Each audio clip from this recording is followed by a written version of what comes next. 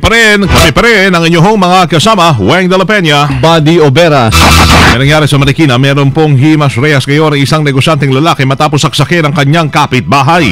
Nakapit sa ngayon ang suspect na si Sonny Vergano, 32 anyos, taga San Roque, Marikina City. Ligtas naman ang biktimang nakilalang si Honesto Hizon, 49 anyos. Nagkaroon ng mainitang pagtatalo ang dalawa kung saan biglang bumuruto ng patalim ang suspect at inundayan ng saksak ang biktima. Nagtamo ang biktima ng saksak sa kaliwang braso. Matapos ang pananaksak ay nagtangka pang tumakas ang suspect pero rumisponde ang mga tauhan ng Marikina Police kahit ito'y naaresto. Samantala, halos 100 truck ng basura na kolekta daw ng MMDA sa nakalipas na undas. May balita si Joyce Sadra. Joyce, iradyo mo. 98 truckloads ng basurang nakabuang na kolekta ng MMDA sa Metro Manila sa mga sementeryo. Ito ay sa nakalipas na undas. Katumbas naman ito ng 588 o 588 metric tons ng basura mula sa 23 mga sementeryo sa Metro Manila. Ayon sa MMDA, pinakamalaking volume ng basura na kanilang nakolekta ay mula sa Manila North Cemetery na pinakamalaking sementeryo sa Metro Manila. Sumunod naman ang Manila South Cemetery sa Makati at La Loma Cemetery sa Quezon City. Gayunman, mas mababaan nila ang nakolekta nilang basura ngayong taon sa mga sementeryo kumpara sa nakalipas na taon na umabot ng 600 metric tons. Kasama mo sa MMDA, Joyce Adra, Tatak RMN. Sa Maynila naman, dead on arrival sa Jose Reyes Memorial Medical Center ang isang miyembro ng Sige-Sige Commando Gang. Matapos ito'y barilin sa ulo ng hindi pa nakikilalang suspect. Biktima ay nakilalang si JP Alcover, 20 anyos, taga Tondo, Maynila. Sa salaysay ng kanyang live-in partner na si Rovelyn Aguilar, nag-iigib ho ng tubig ang biktima sa bahagi ng Sitio Road sa Tondo nang sumulpot ang isang lalaki at walang sabi-sabing binaril sa ulo ang biktima. Nagkagulo naman ang mga tao sa lugar kung saan sinamantala ito ng suspect at nang madaling tumakas. Dinala pa si Garcia sa ospital dinala pa ni Garcia sa ospital ang biktimang live-in partner pero hindi na ito umabot pa ng buhay. Patuloy pa inimbestigahan ng mga pulis ang suspect, kung sino yung suspect at ang motibo sa pamaril sa biktima. DZXL Bulat Palaro. Mga kasama, kagaya po ng dapat asahan, hinirang ng Barangay Ginebra si 7-footer Greg Slaughter bilang number 1 overall pick ng 2013 PBA Rookie Draft kahapon sa Robinson's Place, Ermita, Maynila. Sinabi ni head coach Ato Agustin na minsan lamang magkaroon ng isang higante sa draft. Kaya ho sinuntalan nila yung pagkakataon. Natuloy din ang trade sa pagitan naman ng Gin Kings at Energy Cola nang ibigay ni Ginebra si Rico Meyerhopper at Willie Wilson sa Barako Bull para makuha si number 4 pick James Forrester ng Arellano University. Magbubukas ang 39th season ng PBA sa November 17 na. Tampok po ang Philippine Cup naman kung saan tatlong sabay-sabay na laro ang gaganapin sa Maynila, Cebu at Davao. DZXL Showbiz Balita. Showbiz Loli Showbiz. Tandang-tanda ko pa kung tayong dalawa ay naglalaba. Hindi ko magkasigil na lapit sa akin. Anong? Ngunit ko na yun, nung araw pa. Isa ka rin sa mga lumisan sa akin. Medyo kwan pala to si Loli ngayon. Senti, dali lang ha. Loli! Hello everybody, Monday morning. It's nice to be back after a long weekend. Hello everybody. Morning. Hello everyone. Morning. It's me Loli. Paparapapap. Medyo nagdadalamhati ang star. Kasabay ng kanyang birthday pa naman ang star for all seasons si Ate V, Gov V, si Vilma Santos. Nagdadalamhati rin ito sa pagkamatay ng kanyang mother-in-law na si Mrs. Carmen Gonzalez Recto. Sumakabiling buhay si Mrs. Recto noong November 2 dahil sa sakit na pneumonia at respiratory infection habang nagbabakasyon sa Cambodia. Nagbabakasyon naman kasalukuyan ang actress sa Japan, kapiling ang kanyang pamilya. Samantala, inamin naman ng dating actress na si Janelle Manahan, aralan niya siya, na marami pa silang naging videos na medyo very private ng kanyang ex-boyfriend na yung maong aktor na si Ramjen Revilla. Napatay si Ramjen habang swerteng nabuhay naman si Janelle matapos looban ang kanilang bahay sa Parañaque 2 taon nang nakakaraan. Hindi na naman nakadalaw si Janelle sa puntod ng dating kasintahan dahil sa posibilidad na magalit ang pamilya Revilla sa kanya. Yang aking showbiz ngayong umaga, it's me Loli, Paparapapa, Lollipop. Hindi gasgas, hindi umatras, medyo madulas. Ito ang Balitang Panghimagas. Si Jenny Tals ay kasama pa rin natin sa Himagas. Yes, magandang morning kasamang Buddy at Weng. Morning. Isa nga sa mga instrumentong nakakapag-relax sa atin ay mapakinggan ng tumutugtugin na flute. Pero alam nyo ba na isang Japanese Sarap yan. Flute? Yes. Flute? Flute. Cock float pala yun kasi. Sorry. Okay. Isang Japanese kasi ang may kakayang magpatugtog ng flute sa pamamagitan lamang ng kanyang kamay. Ginagawa rin natin yan, di ba? Paano? Pagpapatugtog gamit ang kamay? Oo. Si Levi nga, dahon lang. Dahon, no? Yes. Pwede ginagawa rin natin yan. Sige, tuloy. Tuloy mo lang. Kamay. Sa pakikinig, akalain mo talagang flute ang gamit ni Mitsuhiro Mori sa pagtugtog. Ayon sa kanya, bata pa lang siya ay hilig na niyang hipan ang kanyang mga palad at ihango sa tunog ng totoong flute ang tono nito. Kasalukuyan ngang nagtatanghal si Mori sa buong mundo kasama ang kanyang college friend na si Keisuke Usuduka na isa namang pianista. Biro mo. Pakatipid niya sa pagtugtog. Kamay lang. Yes.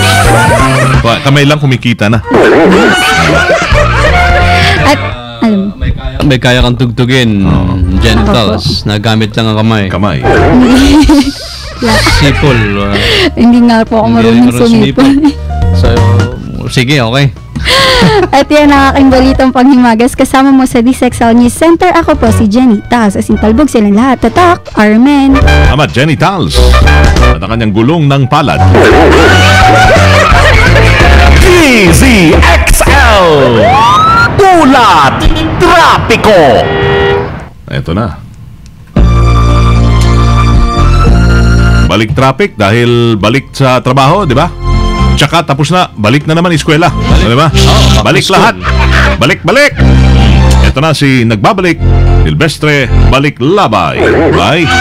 Ay, kasama nga Weng at Buddy, ang usad ng mga sasakyan sa kahaba ng Aurora Boulevard, Katipunan, patungo naman sa bahagi ng Cubao sa Espanya, Santa Mesa, ay banayad ang usad ng mga sasakyan. Tuloy-tuloy, bahagyang bumabagal pagdating sa 15th Avenue hanggang Cubao, lalo na sa kanto ng EDSA dahil paparating na rin yung ilang sa ating mga bakasyonista na galing sa iba't ibang probinsya. Pagdating dyan sa kanto ng EDSA at Aurora Boulevard, lalo na dyan sa bus terminal, ay mabagal ang usad ng mga sasakyan.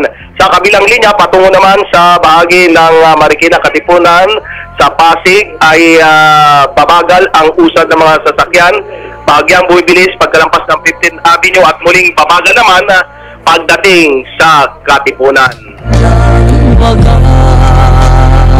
Siyempre, ang ating inaabangan, post-undas na tapos na, di ba? Kumusta yung pagdalaw, Rambo? Abay, maganda. Yung ako'y nag-cover doon sa mother ni Napoles.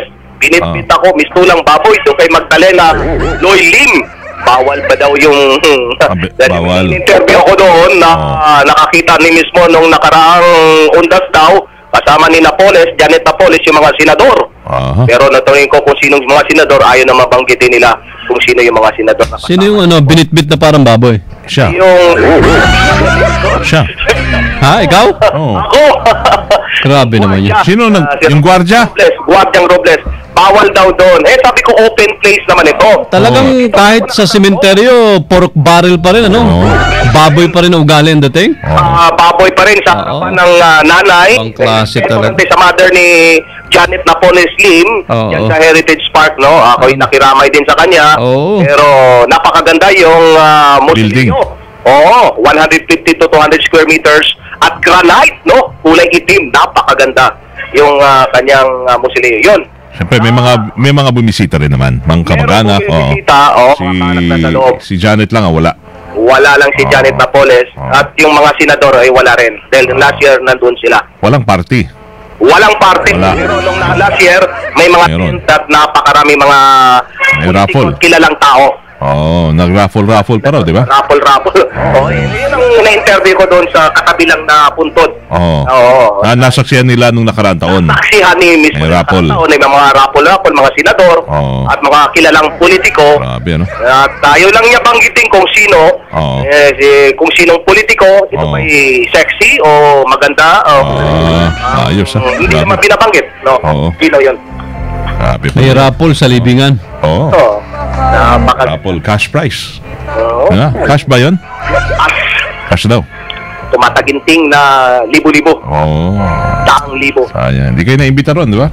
Last year yun hindi pa natin nakilala si Janet Napoles. Wala. Parang nagsisisi ka pa. Nagsisisi ka, di mo nakilala, no? Sayang. Sige, bye. Limpak niya, milyon-milyon. Ang M-O-T-T-O mo. Moto, ando ko kay Jovi de Guzman at kay Jennifer Villamor Tosok dyan sa Laguna. Nakikinig si Jennifer Villamor Tosok. Tusok na tusok. Eric Sanoan. Tosok. Hey, Prop, good morning. Prop, yan. At si Dodge Albao, nakikinig din. Si Mon Samson, good morning. Mon. Kinakamusta niya si Loli. Basta umalis na. May party na, may party. Aga ng party nito. Bye. MOTT. Kumusta ka ni Kwan? Sino pa yun? Mari. Yung binate niya. Si Jennifer. Jennifer ba yun? Letter J niya yata ngayon Hindi. Yung Kwan mo? Hindi. Yung may isa pa? Sabi mong first love mo? Si Wilma. First crush? Wilma. Yung ngayon, yung pangalan ng bagyo ngayon. Wilma. Kaya nga, timing nga, di ba? Sabi talaga. Sinusundan ka ni Wilma. Ano bang kuhan mo sa Facebook ngayon? Natingnan mo na ba siya? Hindi pa. Hindi pa. Okay. Sige lang.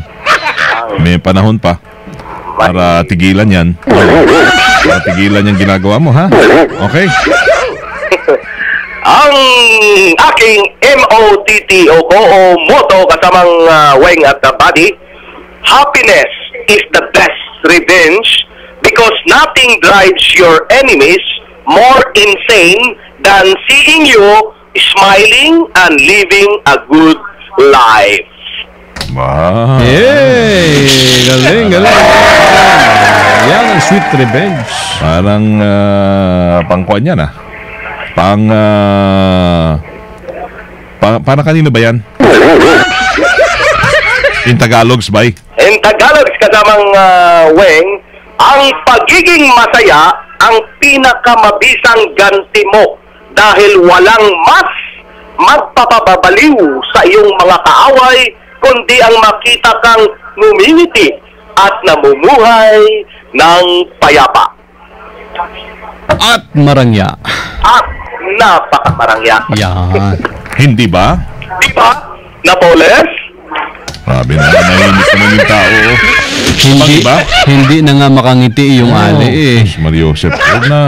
Walang iba. Walang iba. Alam ni Rojas yan. Dami ulit. My Your Beautiful Eyes daw. Ayan. Yung flying kiss.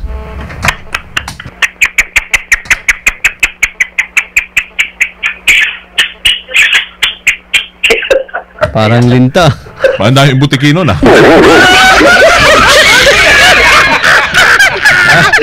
Ibang klase ka, makasup-sup naman. Grabe. Pan pa lang yun, Tanggal yung takip ng kuhol. Pang warm up pa lang yun. Para kanino ba yun? Para kanino? Ibang klase kayo. Kanino mo daw ginagawa yun? Tanong ni Manang Audrey. Hoy! Meron pa. Overtime na naman kami. Para kanino? Para kay yan. Para kanino? Alam ni Almida yan.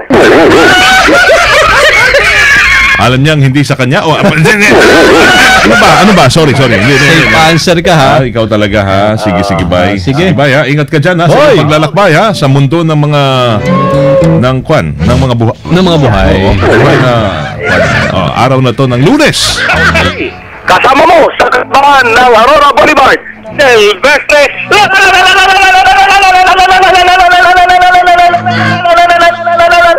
Labay Arevero. Diretso mga naglalagablab ng mga balitang tatakarame na inyo napakinggan. Dito lamang sa DZXL 558. Ngayon pong humihingal din ako. Nakita ko si PB. Ngayon po umaga ito ng Lunes, November 4 na tayo, 2013. Marang grabe palang mag kiss tong sila. Ramdam ko, ubos yung dugo mo. Robust Dietary Supplement for Men. Huwag kalimutan ha, para sa mga lalaking gusto maging astig. 0909-333-3333. James Coffee, thank you. Kasama nyo sa serbisyo publiko from the city of Sambo, Elizabeth Spring Hermano, Weng de la Peña. From the province of Occidental Mindoro, mabuhay, ako si Buddy Obera. At kami ho ay Tatak RMN. Naglalagablab na nakabalita niyo ang 15 minutong kalipunan ng mga pinakahuling kaganapan sa Kalakang Maynila sa ating bansa at sa nagdako ng mundo. Naglalagablab! Dito lamang sa Unang Pihet DZXL 558, ang bagong kasama mo!